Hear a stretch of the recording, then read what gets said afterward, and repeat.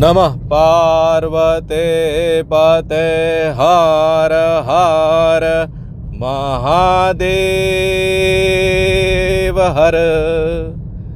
शिव और शक्ति, पार्वती के पति अर्धनारेश्वर, यह प्रतीक है हमारे सनातन संस्कृति की सर्वोच्च शक्ति का, हमारे भगवान का, हमारे आराध्य का।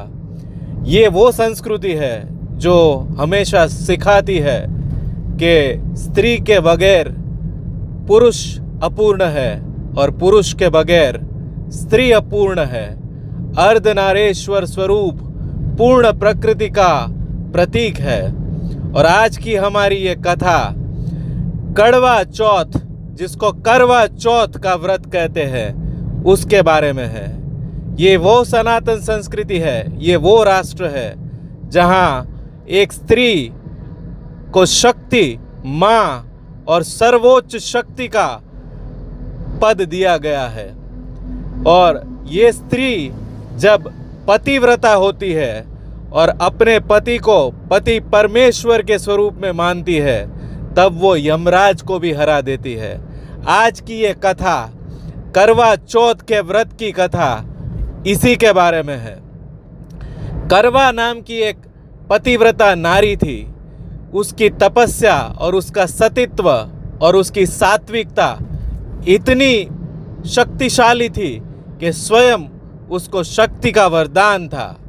एक बार करवा के पति नदी में स्नान करने गए और वहाँ पे बहुत बड़े मगरमच्छ ने उनको पकड़ लिया और उनकी जान ले ली।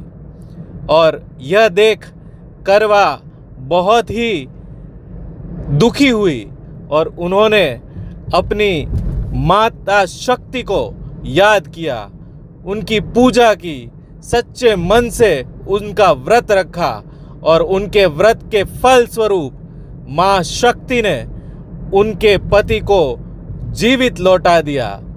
तभी से करवा चौथ का व्रत पूरे भारतवर्ष में बहुत ही हर्षोल्लास के साथ मनाया जाता है।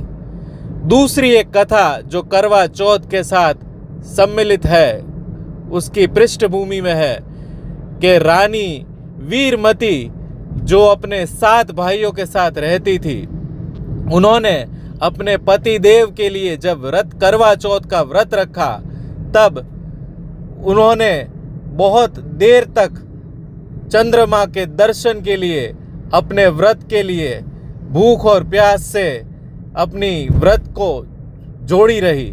और उस समय अपनी बहन की दशा को देख के उनके भाइयों ने, चंद्रमा दिख नहीं रहा था, उसी कारण से दीपक जला के उनको चंद्रमा दिख गया है ऐसा प्रतीत करवाया। और बहन ने अपने भाइयों की बात मान के वो छल्ली में देख रहे चंद्रमा, दीपक से बनाए चंद्रमा को, जो छल्ली में दीपक लगा के एक आभा उपस्थित की गई थी, उसको चंद्रमा समझ के अपना व्रत तोड़ने के लिए पानी का पहला घूंट पिया तो उनको छींक आई, दूसरा घूंट पिया तो उनको बेचैनी हुई, और तीसरा घूंट जब पिया तब उनको समाचार मिले कि उनके पति की मृत्यु हो गई है। तब उन्होंने माँ का ध्यान धरा, माँ को अंतर मन से, सात्विक मन से पूछा।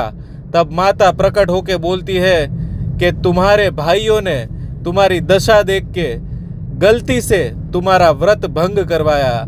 अगर तुम सच्चे मन से अभी भी व्रत का पालन करोगी तो हो सकता है तुम्हारे पति जीवित आ जाए।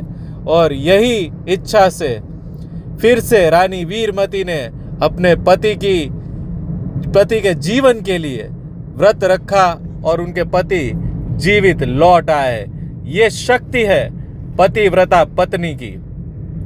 तीसरी कथा जो महाभारत काल से जुड़ी है, एक बार जब अर्जुन तपस्या करने के लिए एक पर्वत पे चले गए और उनके पीछे, उनकी याद में द्रौपदी बेचैन हो उठी, तब उन्होंने अपने सखा श्री कृष्ण से पूछा कि मैं इस परिस्थिति में, अर्जुन की जब चिंता हो रही है और उनके विरह में उनकी याद आ रही है, तो क्या कर सकती हूँ। तब भगवान श्री कृष्ण ने द्रौपदी को करवा चौथ का व्रत, जो शक्ति ने अपने शिव के लिए, पार्वती ने अपने महादेव के लिए रखा था, वही पालन करने के लिए बोला। और इनसे, यह व्रत का पालन करने से द्रौपदी को भी बहुत शांति मिली और अर्जुन की तपस्या भी पूर्ण हुई। ये है पतिव्रता के तप की शक्ति, व्रत की शक्ति, करवा चौथ के व्रत की शक्ति। करवा चौथ के व्रत के साथ जुड़ी और एक कथा है जो बहुत मशहूर है, वो है सत्यवान और सती सावित्री की कथा। एक बार सत्यवान और सती सावित्री, जो दोनों पति पत्नी बहुत खुशहाल जीवन व्यतीत कर रहे थे, यमराज ने सत्यवान के ऊपर यमपाश फेंका और उसके प्राण हरने की कोशिश की। यह देख सावित्री ने अपने पति के प्राणों की रक्षा के लिए यमराज को मनाने की कोशिश की। यमराज ने ना बोला, तभी यमराज को अपने व्रत की शक्ति से, करवा चौथ के व्रत की शक्ति से, यमराज को फिर एक बार अपने पति के प्राण लौटाने के लिए सावित्री ने उनको मनाया। यमराज ने कहा, देवी, मैं आपके पति के प्राण के अलावा आपकी कोई एक इच्छा और पूर्ण करके उसका वरदान दे सकता हूँ। तो सावित्री ने बहुत ही युक्ति से अपने पति के प्राण बचाने के लिए यमराज को बोला कि यह मेरा पुत्र है। तो यमराज ने बोला, हाँ, इनके लिए मैं कोई वरदान दे सकता हूँ। तो सावित्री ने बोला कि आप अपनी बात पे अड़िग रहेंगे ना? तो यमराज ने बोला, हाँ देवी, आपके पुत्र के लिए कोई भी वरदान मैं आपको देने के लिए बाध्य हूँ। आप मांग के देखिए, मैं आपको वो वरदान अवश्य दूंगा। तो सावित्री ने युक्तिपूर्वक बोला कि मेरे ये बच्चे का पिता और कोई मनुष्य ना हो और मैं हमेशा अखंड सौभाग्यवती रहूं। और इसी कारण यमराज को अपने दिए हुए वचन के कारण सावित्री के पति सत्यवान के प्राण पुनः लौटाने पड़े। ये होती है एक पतिव्रता पत्नी के व्रत की शक्ति, करवा चौथ के व्रत की शक्ति। आज के इस आधुनिक युग में जब पति पत्नी के संबंधों के बीच में काफ़ी समस्याएं आ रही है, एक तनाव, डिप्रेशन, स्ट्रेस का वातावरण हर जगह बन रहा है, पति और पत्नी के संबंध टिकाने के लिए काउंसलिंग और मनोवैज्ञानिक के पास जाके चिकित्सा लेनी पड़ रही है, तब हमारे सनातन में इतनी चमत्कारिक व्रत कथाएं हैं, इतने चमत्कारिक व्रत है। और एक पत्नी सच्चे मन से अपने पति की जीवन के लिए, उनकी लंबी आयु के लिए अगर ये व्रत करती है तो अवश्य उनके व्रत के शक्ति के कारण उनके बीच में एक खुशहाल जीवन का एक वरदान मिलता है। पति और पत्नी के बीच में रही ऐसे रिवाज, रीति रिवाजों के कारण सनातन संस्कृति में लग्न विच्छेद यानी कि डाइवोर्स का प्रमाण बाकी राष्ट्रों की, बाकी देशों की, बाकी संस्कृतियों की तुलना में बहुत कम है।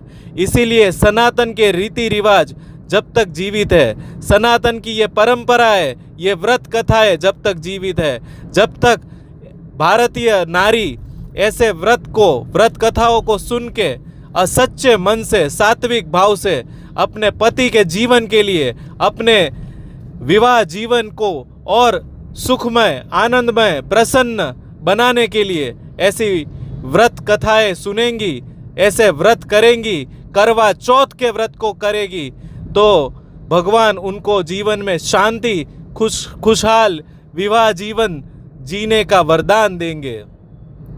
तो इसी को प्रेरणा मानते हुए कोई भी पति पत्नी अपने जीवन में अगर सुख और शांति चाहते हैं तो ऐसी व्रत कथाएं सुने। और भारत की सनातन सात्विक नारी अगर ये व्रत, करवा चौथ का व्रत करेगी तो उनके पति के जीवन में लंबी आयु और उनके विवाहित जीवन में बहुत शांति, सुख और प्रसन्नता बनी रहेगी। इसी के साथ आज की इस वीडियो में ये स्टोरी टेलिंग को यहाँ पे समाप्त करते हैं। मित्रों, आप सबको मेरी ये स्टोरी टेलिंग पसंद आई होगी। करवा चौथ की व्रत कथा बहुत पसंद आई होगी, तो इस वीडियो को लाइक और शेयर अवश्य करें, बार बार सुने, अपने मित्रों और अपने बाकी के परिवारजनों के साथ सुने। मिलते हैं अगले और इंटरेस्टिंग स्टोरी टेलिंग वीडियो में, तब तक के लिए जगदम्ब।